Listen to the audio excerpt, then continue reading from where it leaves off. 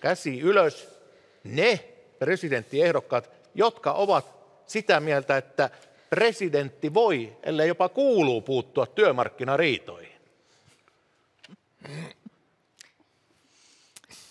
Urpilainen on SDP:stä ja SDP:stä ne on kaikki AY-pamputkin. Tämäkö selittää? Aika paha Toivottavasti kaikki.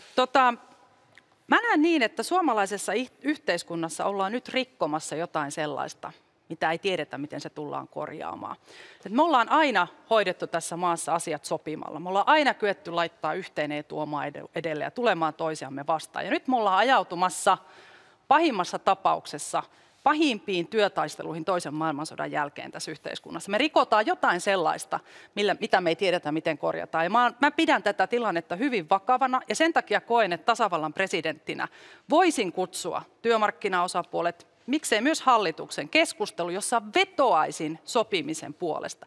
Mutta toinen esimerkki liittyy siihen, että jos meillä on maassa ministeri, joka käyttää ammattiyhdistysliikkeestä käsitettä mafia, niin kyllä minun mielestäni se on jotain sellaista kielenkäyttöä, johon myöskin tasavallan presidentti voi puuttua. Eli todella kokisin tämän kansakunnan kannalta keskeiseksi kysymykseksi. Täsmällisen lyhyet näkemykset, ei maailman parantamista. Otetaan sieltä kierros Li Anderssonista eteenpäin. On kysytty meidän lapsuuden lemmikeistä, meidän lempibiiseistä ja lempipullista, niin kyllä mä nyt ihmettelen sitä, jos me emme voi ottaa kantaa ja kertoa näkemyksiämme suomalaisen hyvinvointivaltion tulevaisuudesta, lakko-oikeudesta, työmarkkinatilanteesta, jotka ovat järkyttävän suuria kysymyksiä tämän kaltaisessa maassa, jossa ammattiyhdistysliike on ollut keskeisessä roolissa luomassa Suomesta sellaista hyvinvointivaltiota, mitä se tänä päivänä on. Myöskin luomassa niitä työelämän pelisääntöjä, mitä me tällä hetkellä Talous liittyy niin paljon Suomen turvallisuuteen tällaisena hetkenä, missä nyt ollaan. Ja se, että päästään sopimukseen ja noudatetaan sopimusyhteiskunnan periaatteita, sen puolesta presidenttinä puhuisin.